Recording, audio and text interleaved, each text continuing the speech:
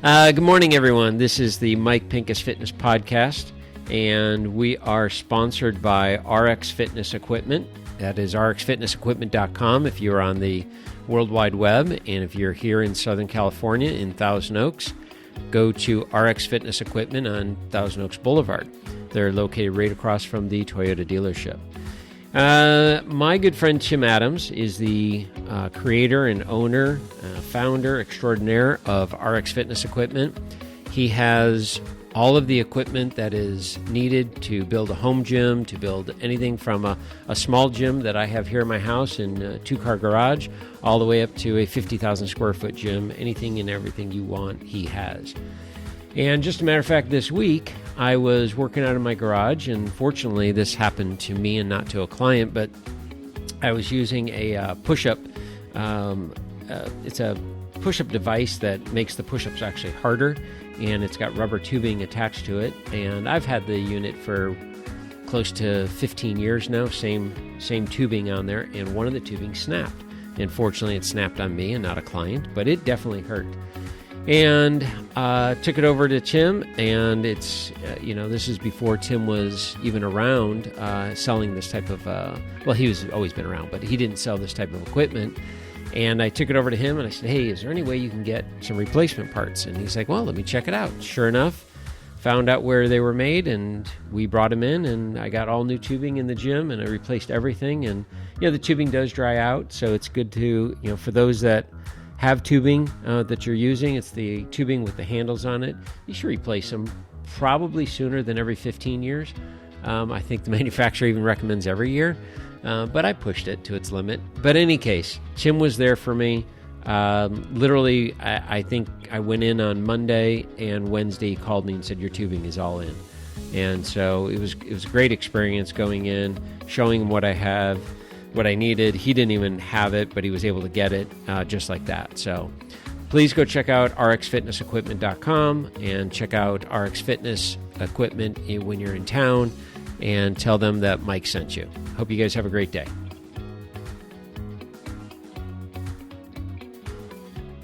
All right. Welcome to episode 15. Hello, sir. Hello, sir. How are you? I'm good. How are you? I'm good. All right, so this is going to be a very, I'm going to say, I have no idea where this one is going. And actually, you'll see, when you see red here, that lets you know that you're really loud, like that. Gotcha. We're just doing all the technical stuff. So anyways, this episode is going to be very unique. I have a gentleman with me, Casey Thomas. And a little quick backstory is I have a client of mine named Jimmy, and any of my regular clients that are listening to this know who I'm talking about. And Jimmy's obviously he's a very special person to me and to many others. And Jimmy has a daughter named Shane, and Shane met this amazing person I find to be amazing. Casey, and through Jimmy and through Shane, we became friends. And in a recent family event, we sat down and started talking, and some more stuff came up. And even when I first met you, I had no idea of your cycling background.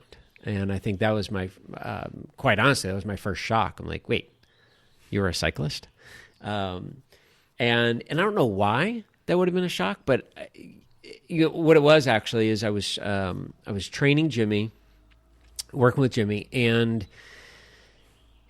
cycling came up, and you had said, what kind of group set do you have on your bike? And I'm like, nobody asks what kind of group set unless you're a cyclist. Like, do you have any idea what you're talking about? Like, where did he pull this one from? And I said, Shimano, and I think you even said, like, what model or what year? Is it Durace? I'm like, how do you know this? And then it was, by golly, he was a cyclist. And my opinion is, once a cyclist, always a cyclist. So he's still a cyclist, he's just not on the bike. And so we started talking, and I find your story amazing. And that's kind of what this podcast is about in many aspects, is not just the fitness side of things, but what has, not so much just the fitness of how to get in shape with fitness and how fitness helps you get in shape and all that and live a healthier, happier life. But in my world, fitness didn't save my life. Fitness gave me my life. And and I learned that actually from conversation with my best friend. And I would have said that fitness saved my life. And he said, no, it didn't save your life. He said, you didn't want that life. And he said, you were searching for a new life. And that's what fitness gave you. And it's fascinating when I look back at, and you and I were even talking about before the podcast, of my love of bodybuilding and of the human sculpture. And for me, what that represents in terms of this new life that it gave me back when I was 18 years old. So hearing, and that's why I would love to hear your story of your background of fitness, but then where it derailed, because I find that is probably more common than not. And in the level of derailment is individual. And yours went off course. It did. But it's back. So first thing is, where did you grow up? Well, I grew up in the South, in Atlanta, Georgia. Only two things come out of Atlanta, Georgia. Do you know the movie? I do know the movie. Now, you can say that with any, we were just in, sorry to interrupt, we were just in Kansas City and visiting Lisa's best friend, and which is my other city, by the way. I spent 11 years in Kansas City. So no way. I moved from Atlanta to Kansas City before oh my gosh, permanently planting myself here. We fell in love with Kansas City. Like, I mean... It's a cool town. We were kind of shocked. Yeah. We were happy for our friends Julie and Scott. They moved there from Missouri, and they're just outside of the city, but we went into the city. And, just that whole area is really, really cool town. But my point was that I had said, that saying of where you from, boy, that's from Officer and a Gentleman, and right. You literally can use that with Oklahoma City, Oklahoma, Kansas City, Kansas. It doesn't matter where you're from. Thousand Oaks, California. Well, sure. Not really. But anyways, go on. Anyway, so yeah, and yes, Kansas City's an amazing town. There's a lot of interesting things that happen in that city. Yeah. Atlanta, born in the South, born and raised. Not the Atlanta of today, as far as just population and just craziness. I go back home and I live in Los Angeles, so I know what people look like and traffic looks like, and it is absolutely crazy what Atlanta has turned into since I was a kid of the 70s and right. and the 80s, and right. So it's a different world. It's a different world. How old were you when you moved to Kansas? I moved to Kansas City late 20s. So I moved to Kansas City in 99. So I was in my mid to late 20s at that point. Okay. Yeah. And what took you to Kansas City? My wife at the time and myself had gotten pregnant with our first son, mm-hmm. And she had family. Her father was in Kansas City. Her mother was in Florida. She wanted to be near family. I kind of had a free spirit, and I was like, okay, sure, I'm ready for a change. Right. And when we chose Kansas City, so that's how we ended up there. And Kansas City ended up being very good to me. So awesome. It was good. Now, where did you guys live in the city? In Kansas City or Atlanta? Kansas City. I've lived on both sides of state line. So at that point we moved to Prairie Village. So we lived on the Kansas side. Yeah. Yeah. Awesome. Very cool. What was your favorite memory as a kid, and how has your upbringing shaped you to be who you are today? Oh, wow. Well, I grew up in a very disciplined Southern conservative household. So, well. Yes, you guys have no idea where this podcast is going. Just sit back and relax. Right. So, wow. A father that disciplined with a sharp tongue and a quick hand or a quick fist. Right. At that time, certainly had a opinion about where my life was headed, what I should and shouldn't be doing. And I grew up in that time where I think that they had a plan for me, right from the start, right. and had intentions. As far as memories or good memories, there's a lot of them, right? My dad worked really hard. My mom and dad came from very humble means, and my dad worked really, really hard, and made a life. My brother and I both went to private school and did some things that were first in our family for sure. Oh wow! And good for him. But he and I have certainly had a interesting relationship as we have gotten older, and it has progressed. It's interesting to look back at those times. Oh, sure. Especially with what I've been through and where my life is now. I lost my mom in October, and that has put an interesting perspective in front of me, and it has certainly changed my relationship with my father in a lot of ways, where I've revisited memories and thoughts and those types of things. Right. Yeah. Right. What was high school like for you? High school was I was never a school person. Okay. Right. So high school was interesting from the standpoint of it revolved around a couple of things. My cycling, my love of music. I played guitar. My girlfriend, and my job. In 11th grade, I was in the work program at school, and I left every day at 11 and went to work. My junior and senior year, I was working 45, 50 hours a week, Good type old of days. thing, and I knew where I was headed. Right, Yep. I knew that where I was going was not for me in high school, circa 1987, 1988, 1989. Right. And it was a challenge. The other thing is I had a sick mom, and I was expected to help take care of her. Oh. So a lot of my time was spent as a teenage caregiver, with really not even understanding that concept. Right. I think if you draw some parallel lines to people that you and I know in our life now, Right. I feel very natural and comfortable in certain situations because of my time then. Right. Coming home from school early, picking my mom up, carrying her downstairs, putting her in the car, taking her to the doctor, those types of routines over and over Wow. again. And that being impressed on a 16, 17, 18-year-old boy who had his own challenges, right? Yep. Was a teenager. Yeah, and exactly. trying to figure things out with this demanding father figure, Right. keeping guard and keeping watch the whole time. Exactly. Right. Yeah. You mentioned cycling. When did you start to cycle?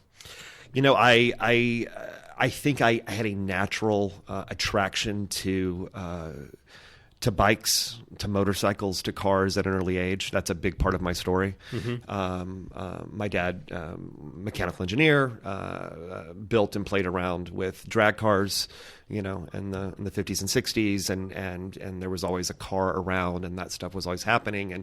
And from a kid's perspective, it was, for some reason, I latched on to the imagery of cycling or even motorcycling, Right. whether it was TV or, that was the advent or the cool time with BMX. So for me, it started with BMX. Yep. Growing up at that time, and latched on to the whole BMX culture, freestyle culture. And then by the time I was 14, 15 years old, I was hanging out at the local bike shop. Right. I had played every sport at that point, right? I played football. Believe it or not, I played center. No way. Played baseball. Played soccer. My father got caught up in, and we were talking this. You guys were talking about this before the podcast, about 5Ks, 10Ks, half marathons.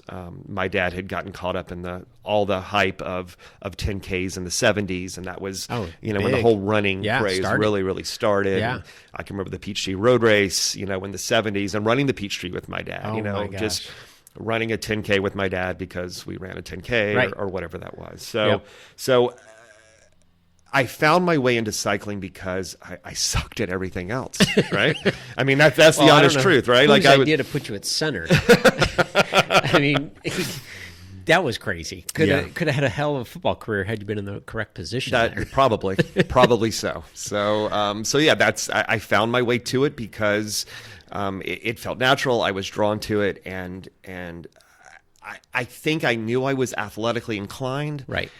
It wasn't happening on a baseball field or a football field. Right. Interesting. And it's I think a lot of Jonathan, who runs our podcast here, is an avid cyclist himself, and I know following pro cycling and following the Tour de France, a majority, I would have to say, a majority of the cyclists today, and maybe even goes way back, all started in BMX. Then a lot of them went into mountain biking, and then eventually find road cycling. And I'd be curious of, I'm wondering, I guess that's just the natural progression of the sport. I was into BMX, but I never competed, I never raced. I mean, I thought my Schwinn Stingray was the coolest thing in the world, and I tried taking the banana seat off. And the problem is that the back two posts connect to the rear wheel, and as soon as you take that off, the whole bike gets real wobbly. But yeah, I'm not a mechanical engineer, and that was my first lesson in that one. Right. And but we would jump those things all the time, and a couple inches off the ground, and we were flying. But I never felt, oh, I'm going to take this elsewhere, because I guess I just didn't even know about it. So it's interesting that I'm hearing more and more people from cycling, even guys I ride locally with, all start in BMX. Right. And progress. Did you ever mountain bike? I did. I certainly went through that phase, and it's crazy now when I look back and see where some of that stuff has progressed, and how crude and unpolished a lot of that was. Or where I guess that's the lucky part, is I got to see a lot of that come to life out of other forms of whatever. Right.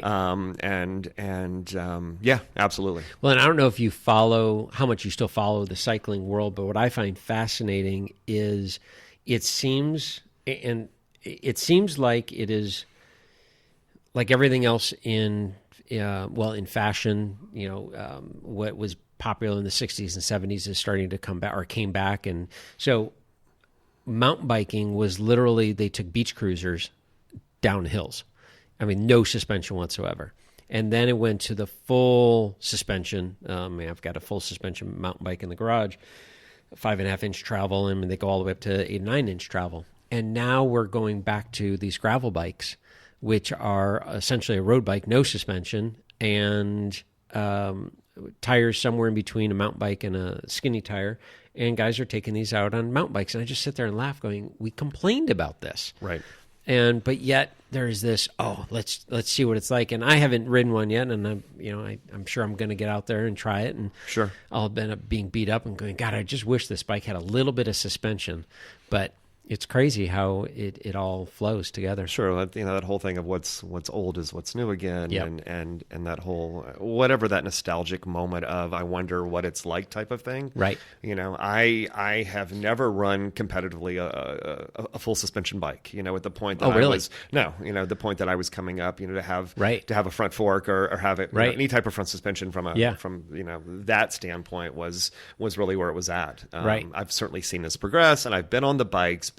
But it's crazy where it's gone, and like you said, it's crazy that it's dialed itself back. Yeah, absolutely. Yeah. All right, so going down that, what was your first job? My first job was actually at a bougie grocery store in Atlanta, and by bougie I mean it was carpeted, and it was. I'm trying to think of what a grocery store here in Southern California would relate to that, but it was a high-end grocery store, and it was to get a job there was a thing, because of the tips you would make on the weekends. Because this is still when you bagged groceries, and you had bag carts. Yep. And you would bag groceries for these wealthy ladies in Buckhead and Sandy Springs, and you would put them on the cart and take them out to the car. And I mean that was the mid '80s. Mid to late 80s, and I would make $100 oh my gosh. in tips on a Saturday, which was a lot of money. back then, right? Yeah, I mean, that would probably be absolutely. $300 today or something, Yeah. right? Crazy for Yeah. a high school student to be making that. Well, I just even think of the kids bagging groceries today. Right. You know, if anyone's listening to this and they're like, wait a minute, I used to get tips. Do you guys used to get tips bagging groceries? That was I still my think about it job. today. I mean, Yeah. I'll be standing in whatever chain store here in SoCal, and every time I think to myself, should I tip this person? Isn't that funny? Right? It's still in my head. Right? Wow. They probably look at you going, why are you giving me money? I'm putting your groceries that you just paid for in bags that we charged you. Right. And you're giving me money? Right. That's weird. Right. And there's certain grocery stores I'll be in where I'll end up bagging my own groceries because Right. there's no one there. And then I'll have the reverse thought of, and you're going to charge me for my bag? I did all the work. Exactly. Absolutely.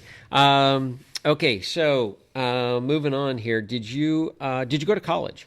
I went to college for a minute. I went to community college in Atlanta, and I was there for about a year and a half. Business classes, that type of thing, and just one of those things again where I was really I had developed at an early age. A passion for business, development of my own business acumen, and just understanding and knowing, and I knew where I was headed with that. And I would sit in class and have professors try to tell me how it was. It's that old story, right? Of you got to be kidding me, right? Who's teaching the class type of thing. Exactly. And there again, when I combine that with the fact that I had a sick mom and I had some other things going on in the background, right, that it didn't happen. Now, I later went back to school in my late 30s and worked on a music degree. Oh, so wow. Music's another big part of my life, and I went back and did some work around that and finishing that up. But that was at that point it was I was going to go to work. Okay, I was going to go to work. And did you know what you wanted to do? I knew that small business or business ownership, or I knew that I had an entrepreneurial vibe in my body. I knew I had a sense of business from that standpoint. And that intrigued me. You asked me what my first job was. My second job was in a bike shop, and working for somebody that had developed some concept stores in Atlanta for Nike. And so I very quickly immersed myself in some other things. Wow. So, but yeah, I knew that I felt natural or comfortable at an early age, playing in the world of business and sales and development and those types of things. Yeah. Can you remember your first mentor? It was. Yeah, absolutely. It was the gentleman that owned those, or was part owner in those concept stores, those athletic stores in Atlanta. He has since passed. His name was Jim Pepper, and Jim absolutely was a person that took me under his wing, and there's no question. There's no question. Right. And I asked that question because I have found in my own business, mentorship is extremely important. I have a number of mentors, of people that I call mentors, and I am fortunate enough to be a mentor to a number of people. And that it's that full circle of giving and receiving. Right. And I never really understood it until I had no problem taking. And I had no problem taking the information and going to somebody and not saying the words, will you be my mentor? But I kept going to them and kept asking, and they would offer up. And I never understood why they were offering this up, but I never asked, and for free. And I never asked, and that was very selfish of me until it was asked of me, would I be willing to sit down and talk to somebody? And it was that moment of, what do I have to say? Like, I don't have anything to offer them. There's nothing I can offer. And the matter of fact, it was Tim from RX Fitness Equipment that he's the one that really pushed me into creating this mentorship program that I have. And he said, you have a lot to offer. I'm like, but how I got here is a pure accident. I'm an accidental entrepreneur. And he's like, I totally disagree. He says, you did not sit and have a business plan and map it out. He said, but you were very methodical in what you did, how you did it, why you did it. You just have to teach that. Right. I'm like, all right, I'll talk to somebody if he wants to listen, he or she wants to listen. And sure enough, a trainer, we sat and had coffee, and I'm giving different ideas, and the look on their face was like mind blown. Like, I never thought of it. I'm like, really? It just came natural to me. So I then got addicted to that, and I absolutely love it. And so that's why I find mentorship one of my favorite questions of this whole thing is who it was, how did this person come about, how did they come into your life, and what did they teach you? And then the next part of this is, have you found yourself becoming a mentor for someone else? And it doesn't necessarily have to be in business. It can be in anything. Right. Well, yeah, no, I agree with completely what you're saying. In fact, you and I were talking about this before the podcast about sitting with where I am in age or generation in life, and sitting in this weird place between baby boomer and millennial, and understanding or seeing both sides of it, and taking that in relation to business behaviors and those types of things. I absolutely still use a lot of old school business techniques and mindsets in business. I see obviously a huge changing tide with the way that people do business and communicate, and I think to myself, do I have something to offer from a mentor standpoint because of the fact that things have changed so dramatically? Does anyone even want to sit down and take 5 minutes to hear an old school business philosophy on anything? Listen, old man, I that's cute, but I don't have time for that, right? Yeah. And it does play. I will tell you that I'm in my current role, I use quite a bit of old school stuff that I take for granted, I think sometimes, that plays really, really well for the position I sit in. And I think it does matter. I think it's a human touch. I think it's a connection. I think it is that does not happen in a phone or a tablet or a PC. I think that a lot of life is relationship driven, and we have this debate in my office all the time about relationships and how important that really is. No matter what you're doing, whether you're buying or training, or you're doing business with Casey, you're training with Mike, you're doing these things because there is a connection, there is a comfortability, and that stuff matters. And I think a lot of times that gets lost with the way that we communicate at such a crazy rate of speed. And I think to dial it back and take a breath and take 2 minutes to call somebody or write someone a thank you note or whatever that is, it matters. It does. Yeah, and that's that common thread we've noticed on almost every one of these episodes is that word connection. And that's what drives me as a trainer today, is the human connection. I literally thrive on it.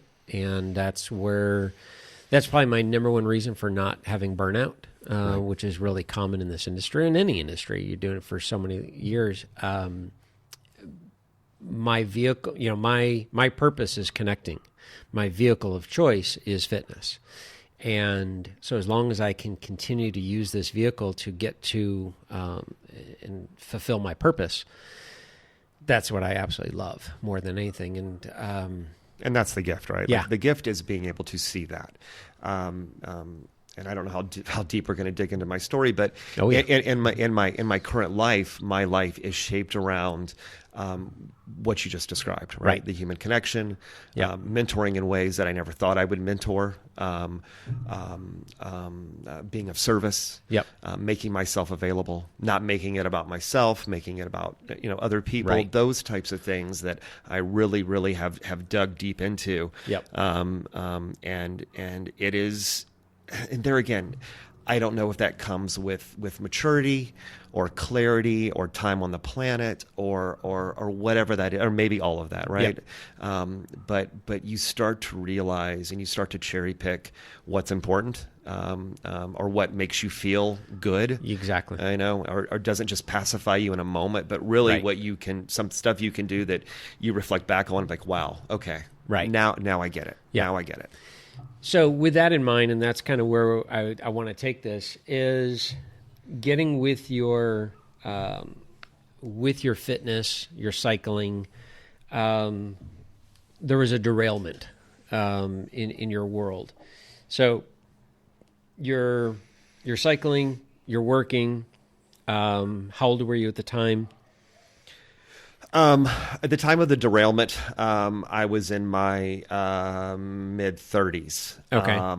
And let me make sure that I'm clear that cycling was my life. Right? Okay. Like, so this is truly the growing up with, the 7-Eleven team posters on my walls and Greg LeMond on my walls. And my life was recording. This is VCR days, right? Recording, all the stages of the tour and watching them every night and collecting that information and be able to go back to the table the next morning and share that socially, that I knew, what had happened and what had transpired. And it was a different time, right? Right. And cycling, I was working in a bike shop. I was doing training rides all the time. I rode my bike to school in high school when everybody else was driving, right? Yeah. Shaved legs and all, right? Like that guy. You were the right? guy. Right? Yeah. And Breaking away. Yeah, absolutely. And those movies, right? I mean, all of those movies. Yeah. The Italians are coming. The Italians are coming. Papa. You're right. The dream job would be, I don't know if you remember, but Kevin Bacon was in a movie, I think it was called Quicksilver. Oh, yeah. Where he was a bicycle messenger in New York. Yeah, absolutely. Right? And I had those moments of, I'm going to be a bicycle messenger in New York City. See you right? doing Like, that. That's my Messenger destiny. bag and everything. I could totally see you doing that. Still to this day. Right. So it was very much my life. Yeah. And that combined with business, building a business, all those types of things were going on. So yeah, there was absolutely a derailment, unrelated to my my love and passion of cycling or motorcycles or motorsports, of any of that stuff that typically causes or can cause catastrophic, storylines. How old were you at the time? Mid-30s, 30, 35, Okay. 36. And I was in a roller skating accident with my youngest son, Wow. Peyton, and at a birthday party at a skating rink. And the stars aligned in a weird way, and it was bad, and it changed my life. That's amazing. That night, absolutely. I didn't know it then. Past the physical. Right. That would be the first day of the rest of my life. Right. And it was a bumpy, rocky road, ups and downs. But it changed my life. That's amazing. What's even more amazing than that is we're out of time. And so with that, we are going to end this week's podcast. And you guys are going to have to tune into next week and find out what happened for the first day of Casey's life. Thank you guys for listening. Hope you have a great week, and we'll catch you next week.